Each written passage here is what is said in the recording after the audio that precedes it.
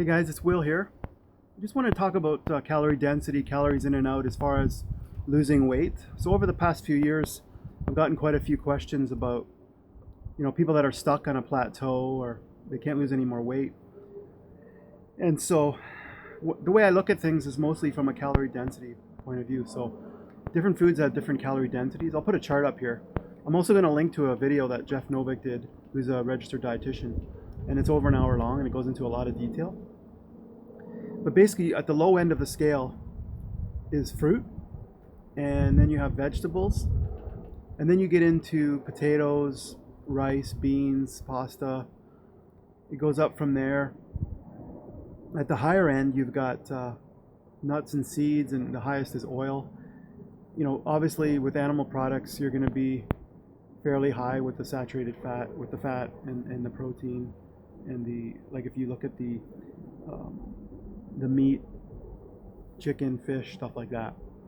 So fat is 9 calories a gram, and pure carbohydrates are 4 calories a gram. So a lot of things like potatoes are actually around 1 calorie per gram.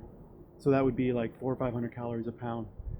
And there's a lot of water and fiber. So one of the key things Jeff talks about in the video is that the weight of the food in your stomach, in addition to stretching your stomach to feel satiated, you've got the weight. And things like potatoes, water-rich food, vegetables, fruit.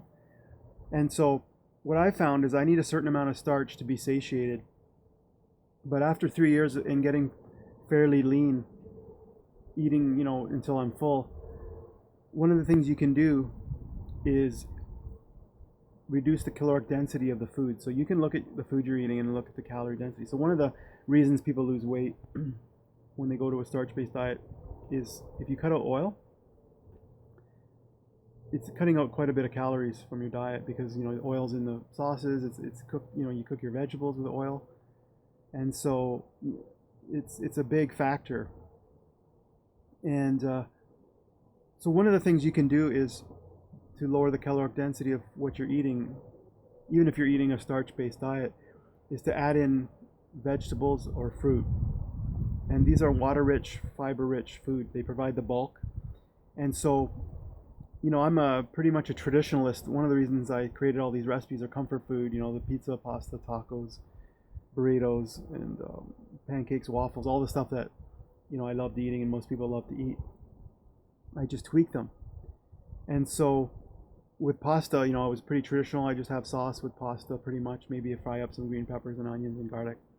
But now what I'm doing is I'm throwing in a lot more veggies. So that would be kale, spinach. I'm throwing in even like zucchini, broccoli, and I'm just bulking up the pasta and with vegetables. And vegetables are lower in calories, like I mentioned. They're pretty much the lowest. But you still have to have enough calories when you eat so that you're satiated. So you got to experiment a little bit and see what works for you. You don't want to, if you look at, Dr. McDougall wrote a book called Maximum Weight Loss. And he was saying you could go down to like 50-50 of the plate of pasta or of starch versus non-starchy veggies. But as you get too many veggies, you could get hungry, fairly quickly after that. So you don't want to cut it too much. And then like with breakfast, say oatmeal or some kind of cereal, like I've been having these shredded wheat squares.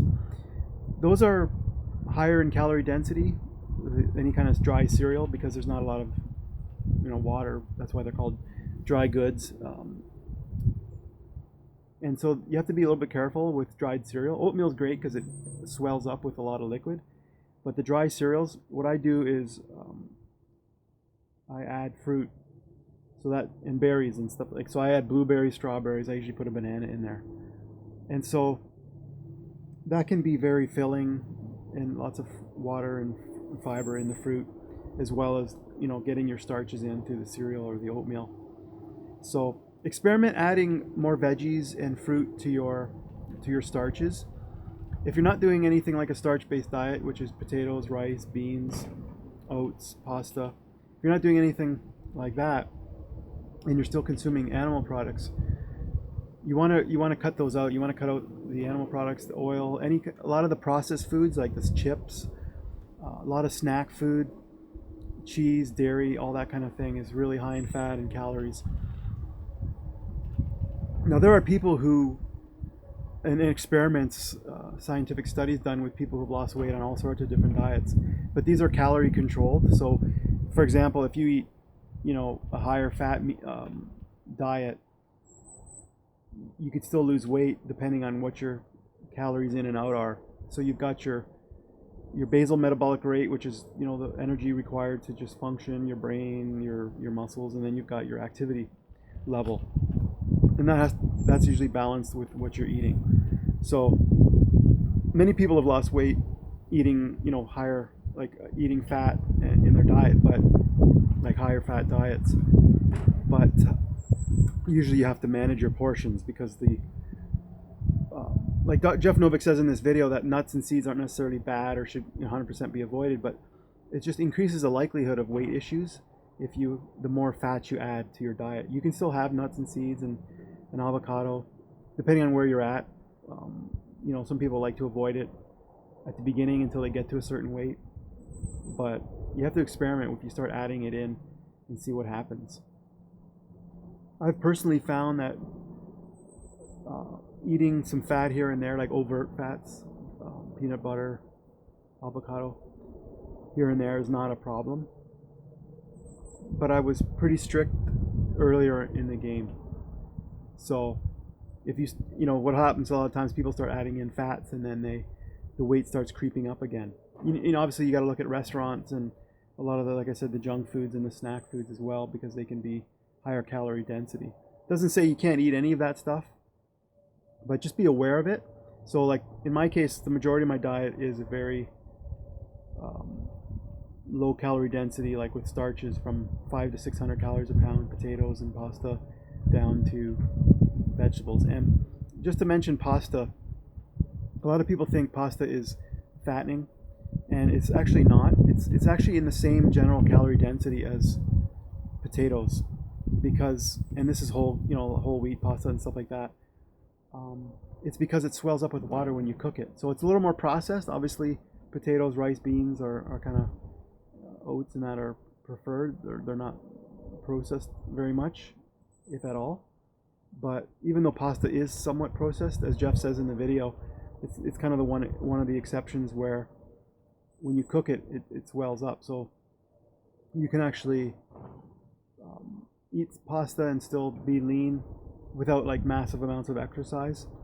And like I say, add in lots of veggies, and even for the sauce, you can add in, like I've been doing more tomatoes, chunky tomatoes, rather than just a blended sauce. So making it chunkier, more water rich, and more bulky and heavier. So I'll link to the video here, and hope you guys like that. Let me know if you have any questions. Comment below, and check out my website, potatostrong.com, for all sorts of recipes for breakfast, lunch, and dinner, and a couple of ebooks on weight loss and recipes and coaching, and a course online and everything like that. So check out the potatostrong.com site, and we'll talk to you guys in the next video. See you guys.